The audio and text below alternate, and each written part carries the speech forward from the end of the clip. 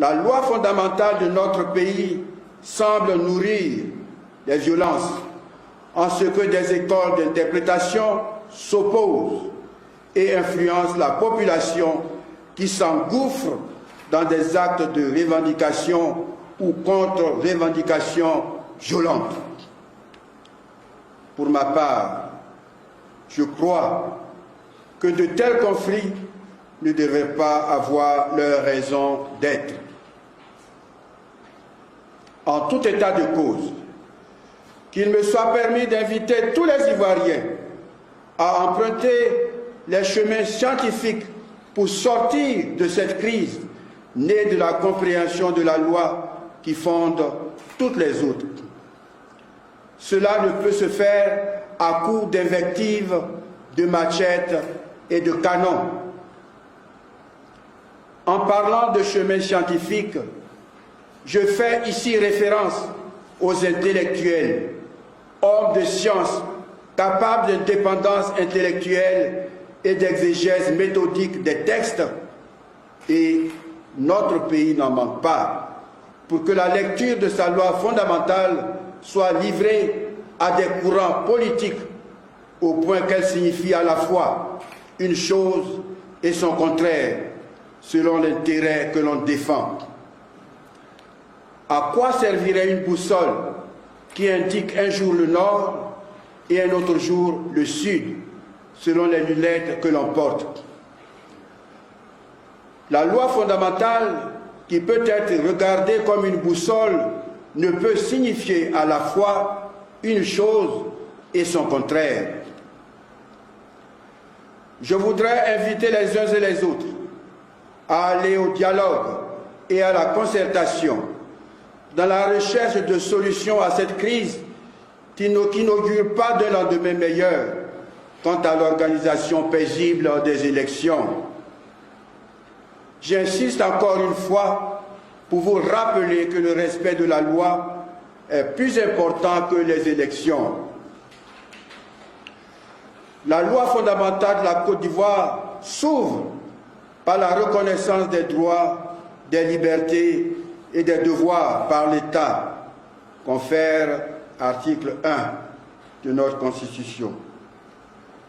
Quel commentaire en faire, sinon que pour le législateur, ce triptyque forme un corps dont découle tout le reste.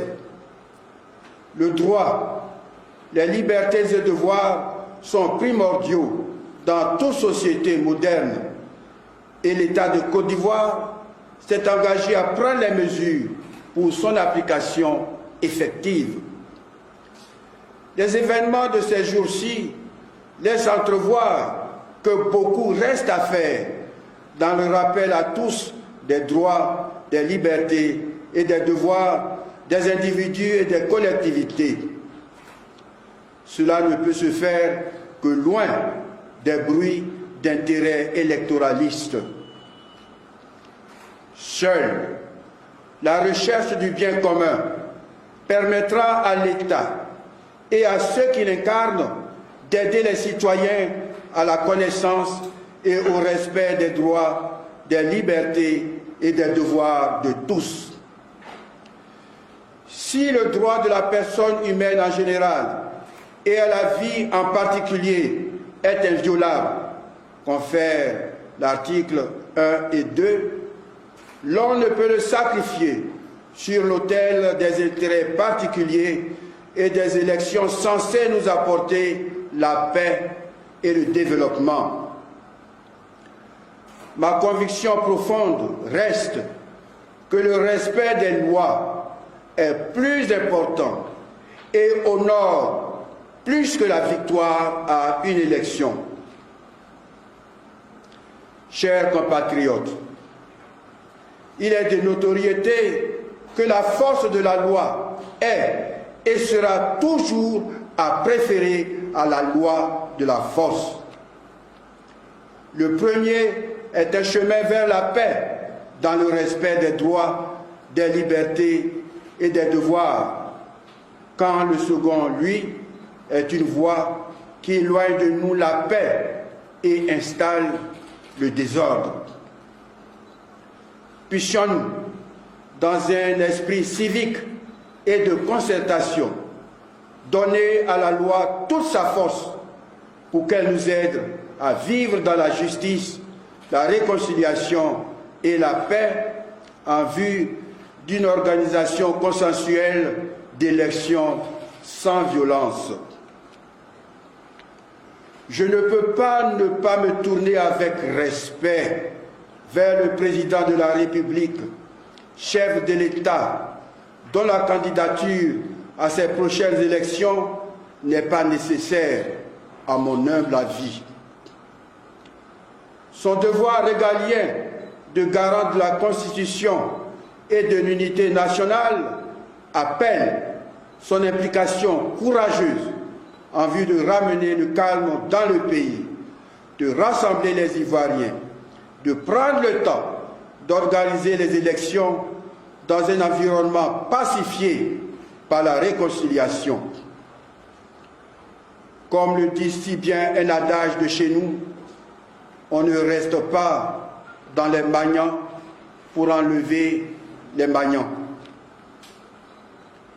Je prie pour que chacun, dans l'exercice de sa responsabilité, ait la sagesse pour tout accomplir dans le strict respect des lois. Que les appuis et les revendications se fassent dans le strict respect de la Constitution, particulièrement en ce qui concerne le respect du droit à la vie, droit inviolable selon notre Constitution, confère l'article 3. Toute injustice, sous quelque forme qu'elle se présente, provoquera le désordre. Seule la justice qui reconnaît à chacun ses droits et devoirs nous apportera la paix.